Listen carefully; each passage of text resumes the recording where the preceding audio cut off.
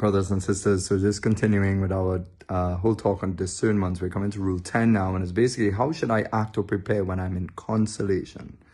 Before we were looking at how one should act when in desolation. We made that clear rule that, don't make any significant changes to life or your plan of action to the Lord that you have discerned, that, your resolutions to improve your life with the Lord when in desolation, because one is, in a skewed perspective. But also in consolation, how should we act? Again, we'll obviously continue with the plan of the Lord, but also sometimes to be careful of trying to take on too much, I would say, trying to, alter the plan of action in the opposite way, trying to, think that one could accommodate more to their spiritual life than one is realistically able to do. But one of the lessons of Saint Ignatius is that let the one who is in consolation think how he will conduct himself in the desolation which will come after, taking new strength for that time.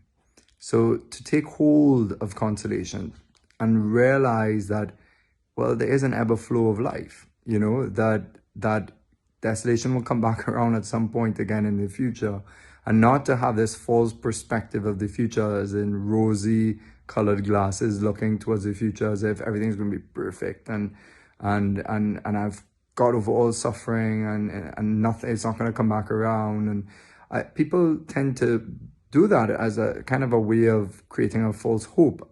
And they lead themselves up to greater failure when the desolation does come around. But if you were to be realistic and realize, well, life has ebbs and flows. There's sufferings, there's moments of desolation, there's moments of trials, there's moments of ease and strength and comfort. And I think when we recognize this pattern, we also recognize that the Lord, when he sends these trials, these desolations, they're good for the soul.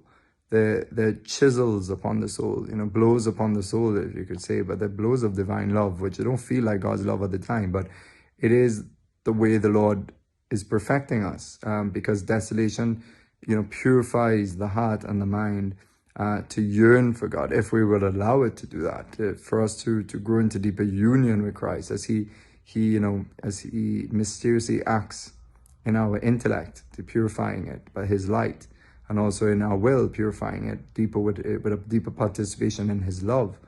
And so, just this basic advice here of Dan, that he talks about his own life, being sick and his initial marital problems. And then after a while, like, his health gets much better in his second part of his life, and that he enters a very fruitful stage of his married life. And does that mean that problems do not come back around for him? He says, yes, but at least knowing and recognizing this pattern, he's better equipped. He's not taken off guard, if you wish, by future desolations. And this is the wisdom that he's gleaning from the great Saint Ignatius.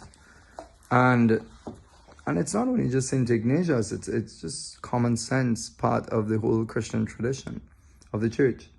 So he says, assume that life is a constant ebb and flow from consolation to desolation and then back again. This assumption gives us healthy expectations about the future and actually works to reduce the impact and power of the desolation because we expect it. So we covered that earlier on. Rest when we are in consolation with a peaceful preparation and acceptance of the desolation to come, within which he will give us strength when we enter into that battle.